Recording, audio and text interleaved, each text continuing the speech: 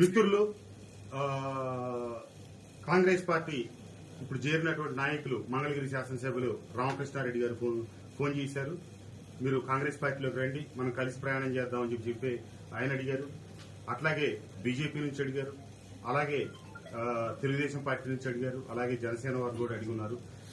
ఏదైనటువంటిది నేను కొంత మిత్రులతో కొంతమంది సన్నిహితులతో సంప్రదించి ఒక నిర్ణయం తీసుకొని మీ అందరికి తెలియజేస్తా. ఈ రోజు వరకు అయితే నేను నిర్ణయం తీసుకున్నాను. మీరు పార్టీలో చేరకముందే తెలుగుదేశం పార్టీలో దేవినేనమ్మా మిమ్మల్ని పూర్తి స్థాయిలో నన్ను విమర్శలు చేశారు, ఎలా చూస్తారు?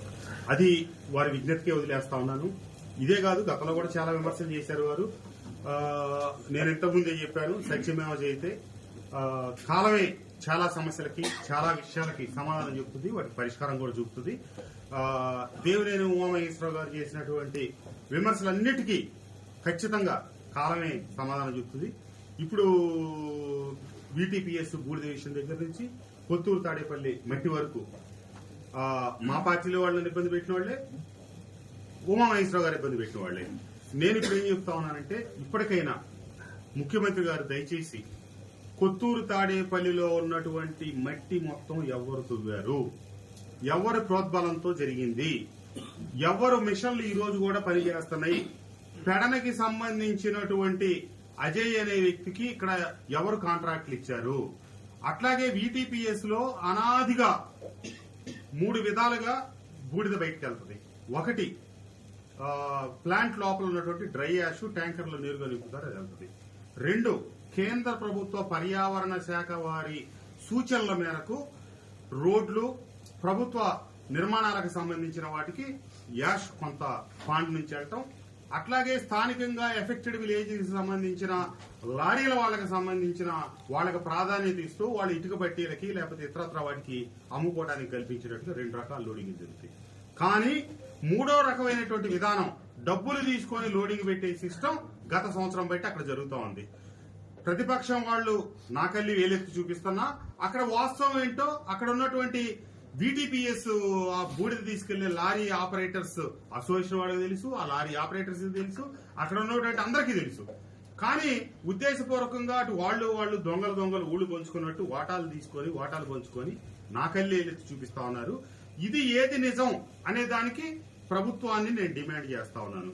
వీటీపీఎస్ లో డబ్బుకి మట్టి అమ్ముతున్న వాళ్ళు ఎవరు, రాజమండ్రి ప్రాంతానికి సంబంధించిన వ్యక్తులు ఇక్కడ ఎలా మిషన్లు పెట్టారు, అట్లాగే ఎక్కడో ప్రాంతానికి సంబంధించిన ఒక మంత్రి గారి తాలూకా మిషన్లు ఎక్కడి నుంచి వచ్చినాయి, స్థానికంగా ఉన్నటువంటి అసమ్మతి వర్గం మిషన్లు ఎక్కడి నుంచి వచ్చినాయి, ఎట్లా వచ్చినాయి అనే దాని దగ్గర నుంచి మొదలెట్టి కొత్తూరు తాడేపల్లిలో 1,00,000 పైచిలుకు లారీలు మట్టి వెళ్ళింది.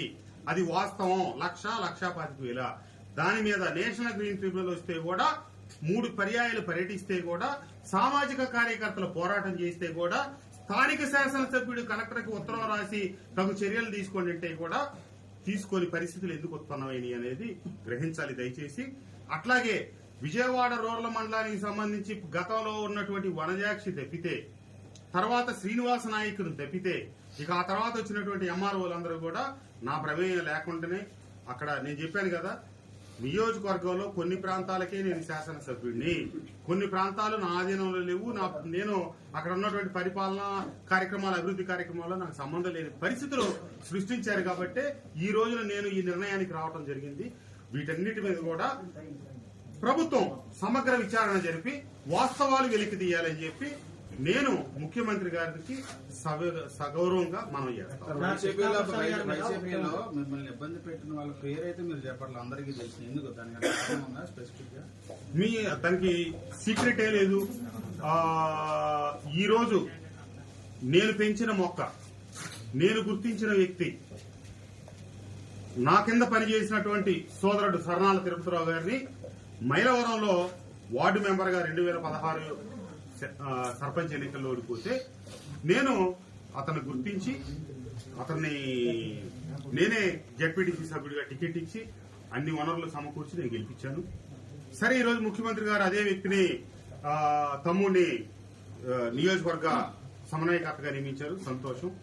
కానీ ఒక బలమైనటువంటి రాజకీయ కుటుంబం నుంచి వచ్చి ఏమైతే నన్ను ఇబ్బంది పెడతా ఉన్నాడో ఆ వ్యక్తి కంటే ముందుగా నేను నందిగామలో 1999లోనే రాజకీయ ఆరంగేట్రం చేసి గెలుపొందినప్పటికీ రాజకీయాల్లో ఉన్నటువంటి నన్నే లెక్క చేయనటువంటి ఆ నన్ను ఇంతకాలం ఇబ్బంది పెట్టినటువంటి వ్యక్తి ఈ రోజు పాపం ఒక చిన్న వ్యక్తి అయినటువంటి సర్నాల తిరుపతిరావుని నియోజకవర్గంలో పనిచేయనిస్తాడా?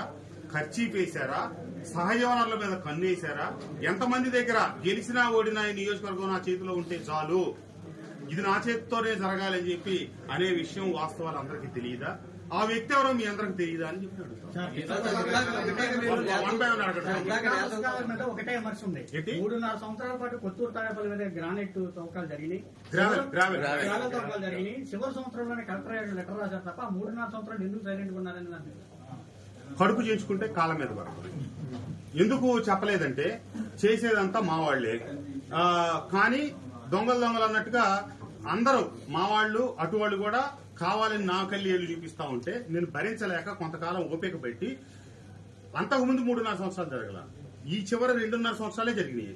జరిగినంత ఎక్కువ జరిగింది చివరి 2.5 సంవత్సరాలు. అంతకుముందు ఏదో విజయవాడ చిన్న చితక దోలేవాళ్ళు జరిగేది, నడిచిపోయేది.